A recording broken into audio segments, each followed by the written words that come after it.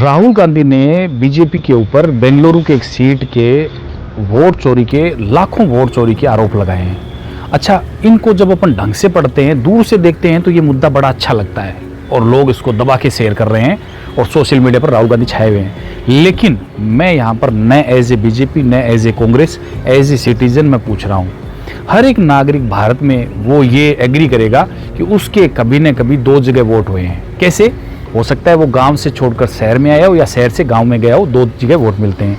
क्या अपने पास ऐसा प्रूफ है कि जितने भी वो जो फर्जी वोट लगे, वो जो फर्जी वोट उसमें है पर्टिकुलर सीट में लाखों, क्या वो सारे वोट वहां लगे? क्या उस दौरान विधानसभा में सारे वोट लगे? दूसरी बात, जब वोटर लिस्ट नहीं बनती है तो रमन्ना जी को आपने कैबिनेट मिनिस्ट्री से हटा दिया। उन्होंने एक सही प्रश्न पूछा कि आपकी उस टाइम गवर्नमेंट थी। मैं आपको वही प्रश्न दोहराना चाहता हूं कि मीटिंग होती है, उससे 5-7 दिन पहले सबके पास एक लिस्ट आ जाती है और उसमें बिल्कुल भी 0% पॉसिबिलिटी है कि उस लिस्ट पर्टिकुलर लेकर और आधार कार्ड साथ में जाकर फिर ही वोट करते हैं अपन। तो ऐसे कैसे पॉसिबल है? हो सकता है लिस्ट में वोट फर्जी जुड़े हुए हो सकता है।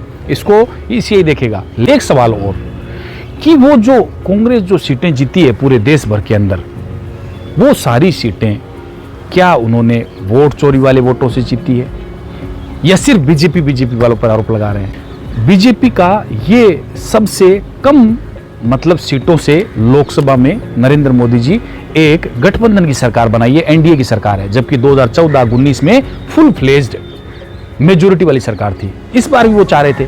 तो क्या वो इतने ज्यादा मूर्ख हैं, बेवकूफ हैं कि वो इतनी सीटों पर ही 240 पर ही सिमट गए?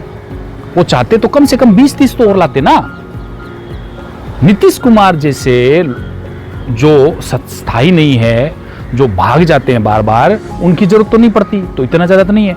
तो इसमें साफ साफ दिख रहा है, आप जैसे जांच है आप देख लेना। हो सकता है ये बात तो एक तरीके से सही उठाई है कि जब भी वोटर आईडी बने तो एक सटीक प्रोसेस से बननी चाहिए, ताकि वो जितने जैसे अब आधार कार्ड जैसे मतलब जो एक आईडी है उसमें भी घपला हो रहा है कि वो भी 100% से 125% बन रही है, 125%, तो इसमें होना भी लाजमी है।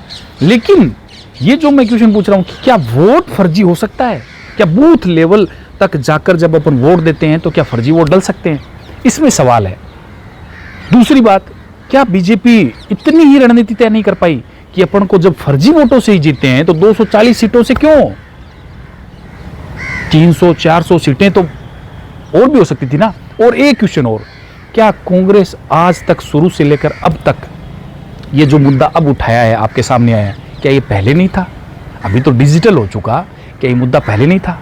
लेकिन मेरा ये सवाल ऐसे नहीं है कि मैं राहुल गांधी जी से एंटी सवाल कर रहा हूं। ये सीधा साधा सवाल है कि डेटा को रिप्रेजेंट करना, आपको पावर पॉइंट आपने पीपीटी दी, वो एक अलग बात है। लेकिन क्या ये सभी फर्जी वोट करने गए हैं? और क्या बीजेपी इतनी बड़ी मूर्ख है कि वो 240 पर ही फर्जी वोटों से जीती? आपकी इस पर क्या प्रतिक्रिया है? आप कमेंट सेक्शन में जरूर बताएं।